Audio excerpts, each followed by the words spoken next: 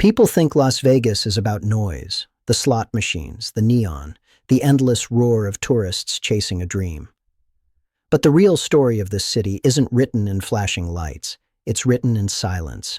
A silence that crept in quietly, reshaping the Strip, the jobs, and the lives of the people who keep this city alive. Most visitors never notice it. They come for the spectacle, the weekend escape, the promise of winning big. But if you've ever worked a graveyard shift, if you've ever watched the casino floor at 4 a.m. when the crowd's thin and the lights feel colder, you know something changed. This wasn't a headline.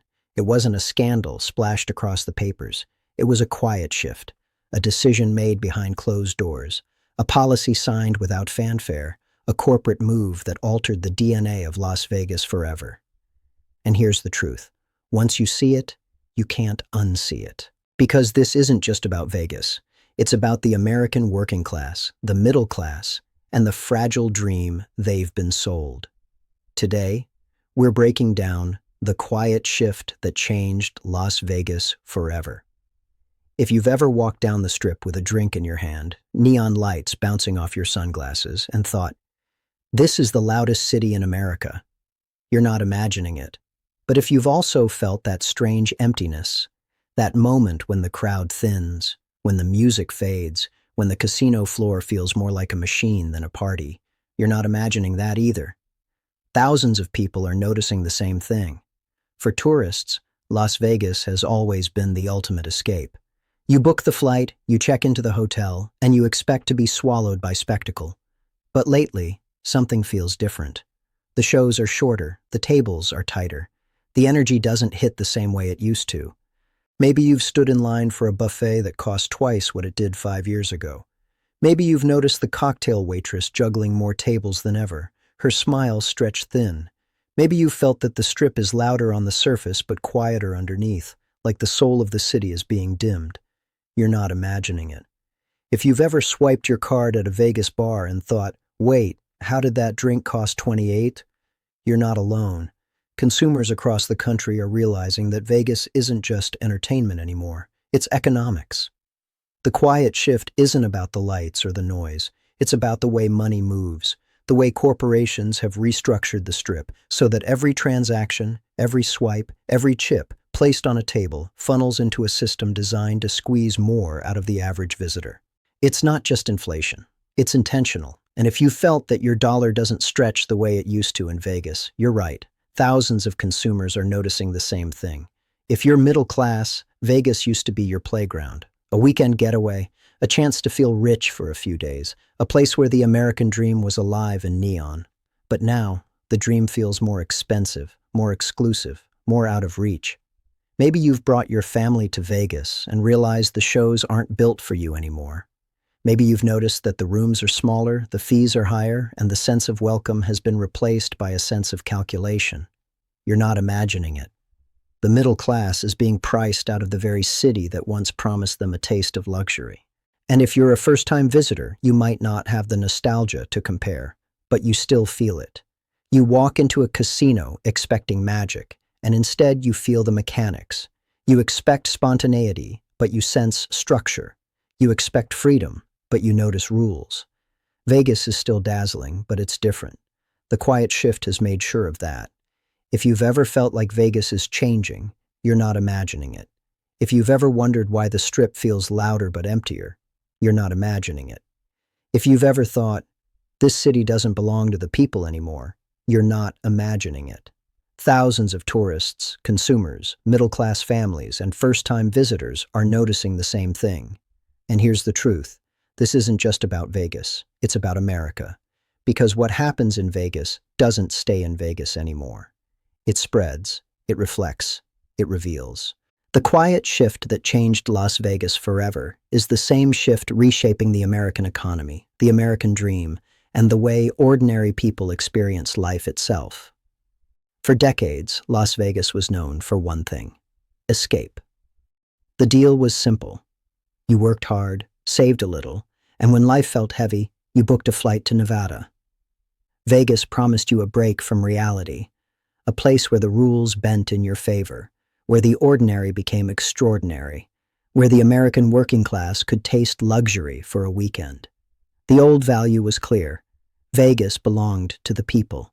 It was the city where a waitress from Ohio could feel like royalty, where a construction worker from Texas could sit at a blackjack table and believe for a moment that the odds were his. It was loud, it was messy, it was democratic in its chaos. But somewhere along the way, the rules quietly changed. Vegas was built on accessibility, cheap buffets, affordable rooms, free drinks while you played. The casinos didn't just want your money, they wanted your loyalty. They wanted you to feel like you belonged. The promise was, come as you are, leave as someone else. The Strip was a stage, and everyone was invited to play a role. Then, slowly, the math shifted. The free drinks became watered down. The buffets disappeared. Resort fees crept in. Parking, once free, became another line item. The blackjack tables tightened their rules, the slots adjusted their payouts, and the shows raised their ticket prices. It wasn't loud. It wasn't announced. It was quiet. A shift in policy here, a corporate merger there, a subtle restructuring of what Vegas offered and who it was really for. The promise of accessibility was replaced with the reality of extraction. What was promised versus what is delivered promised. Vegas as the working class playground. Reality. Vegas as the corporate machine, promised affordable luxury for anyone. Reality. Luxury reserved for the few, with everyone else paying more for less. Promised a city of chance where anyone could win. Reality. A city of certainty where the house always wins. And now the house is bigger than ever. If you've been coming to Vegas for years, you've felt it. The Strip doesn't welcome you the way it used to. The dealers don't linger in conversation.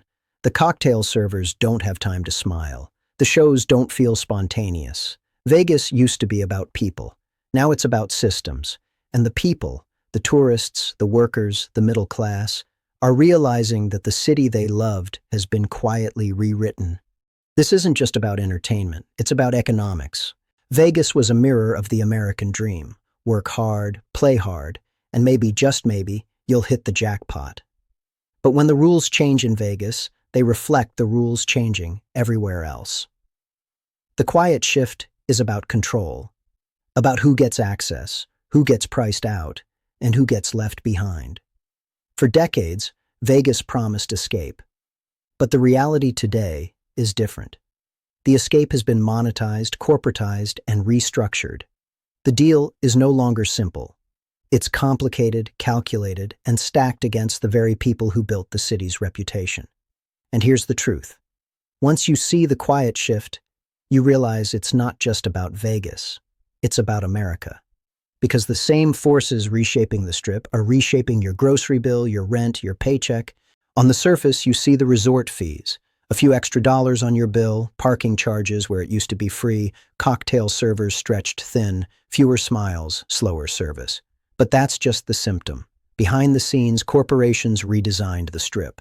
Fees aren't random, they're engineered. Staffing cuts aren't accidents, they're calculated. Ownership shifted from family-run casinos to multinational conglomerates, and every decision now runs through spreadsheets, not showmanship. For visitors, this means paying more for less. For locals, it means fewer jobs, longer hours, and shrinking wages. For corporations, it means profit margins rising while the soul of Vegas fades. You notice the blackjack tables changing rules. Payouts that used to be 3-2 now quietly slip to 6-5. Slots that once felt generous now drain faster. But that's just the symptom. Behind the scenes, algorithms and corporate oversight dictate every game. The Strip isn't about chance anymore. It's about certainty. The house doesn't just win, it guarantees profit through design. For visitors, this means the thrill of winning is rarer. For locals, it means tips shrink as players lose faster. For corporations, it means predictable revenue streams, quarter after quarter. You see the shows changing. Shorter performances, higher ticket prices, fewer risks taken on new acts. But that's just the symptom. Behind the scenes, entertainment is no longer about artistry, it's about efficiency.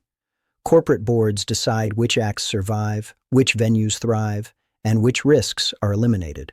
For visitors, this means less magic, more formula. For locals, it means fewer opportunities for performers and creatives. For corporations, it means streamlined profits, safer bets, and a city that feels more like a product than a playground. Let's look at the mirage, what it used to represent. The dream of Vegas as a family-friendly resort, a place where spectacle met accessibility. What it represents now, a corporate asset, rebranded, repackaged, and optimized for maximum revenue. Why it changed? Business logic. Family-friendly wasn't profitable enough. Corporate ownership decided the Strip needed high-end exclusivity, not middle-class accessibility. This isn't a failure, it's a business decision.